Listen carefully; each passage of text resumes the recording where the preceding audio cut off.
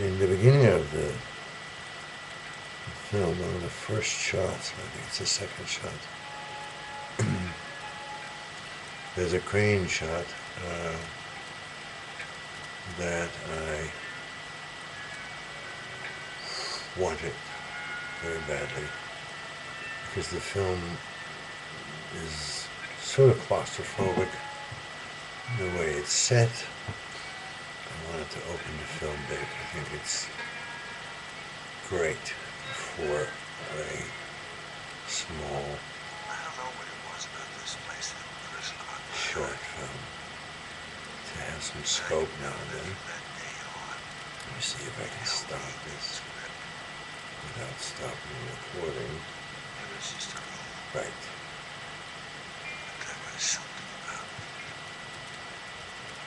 Okay. Yeah. So we got this crane on the day. It was on the first or second day actually. And this is a massive machine. And I think we had it for 3 hours. And one of the things about these cranes is that doesn't matter how you operate them, the timing of the movement and the path of the movement of the crane is always something different. So you'll always get something quite, you'll never get the same thing. It's basically, it's the bottom line. And it was a bit of a cloudy day, sun in, go in and out.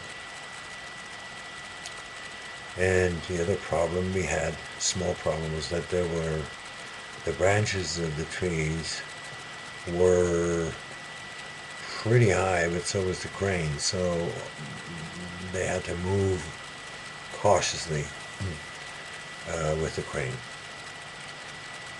We did take one, and this is a shot, which you'll see of the kid lying in the grass, kind of pondering.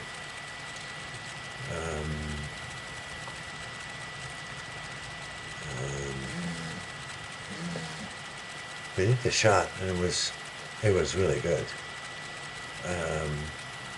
We did it, between the clouds, and so there was sun. Everything was beautiful.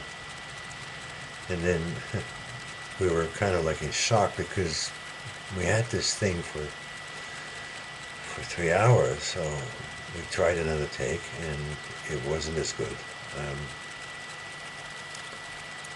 And so we sort of were about to say, well, let's just move on and see if there's something else we can shoot. I said, well, maybe we should do one more thing.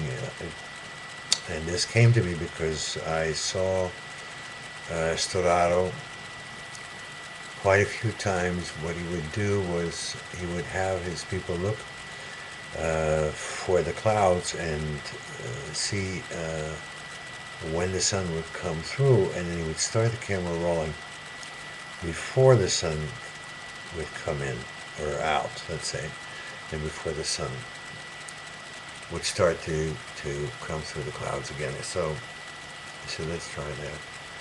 And we did that, and that was the shot that ended up in the film. And yeah, it's little stuff.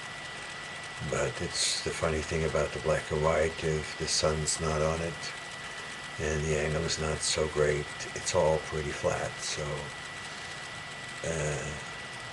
it really lights up all the gray and all the black and everything as we do the move. And the other thing is, it's a coincidence really, because nobody planned it, but the film sort of starts in the grass with the kid and ends in the leaves outside. To me, there's a little sweetness to that.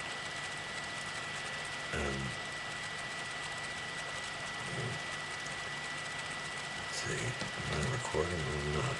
I guess not. Yes. Okay. Yeah, I got this. I got my computer on like a little cot, because I'm also I'm also kind of playing with an idea of shooting a movie with the computer camera, or let's say almost like with a computer camera, or like in Skype. I have a screenplay that I'm studying to see if I can pull that off. It'd be nice because it would be one of the cheapest movies ever made. If I can make it any good, it'd be fun. What else can I tell you about the shoot or the film? I will get you some more information that is a bit more technical, and tell you about the film that we shot on, because I don't remember that, and a little more about the lenses and about the cinematography. The music is something, of course, I should talk about, because music is so damn important, and it is so complicated. It can get so complicated, and I have to admit, I sort of had an idea for the music. It was a piece by Eric Satie, which you can wait for it. At some point, it gets too well known. Lambert Taleo was a friend of Harry Mulisch, and he's really one of the first people who started to play Eric Satie's music, um, and sort of put that composer on the map in the last 30 years or something. And I had chosen a piece, and Eric, when we talked about it, said, "Yeah, we can do," and I agree with him that it was a bit of a obvious choice maybe for this piece, and I also have to admit that the rights would probably not have been a great problem, but at the same time, the tone of the music would have been very somber, and then that might have been completely wrong, because it shouldn't be. So, but this is after, in hindsight.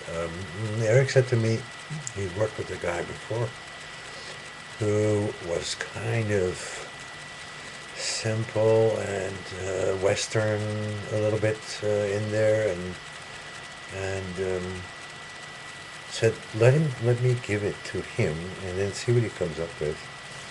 And small things maybe, but I love the music. It's fantastic.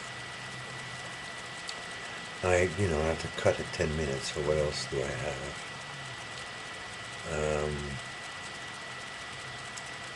Oh yeah, that's one thing. It's really funny.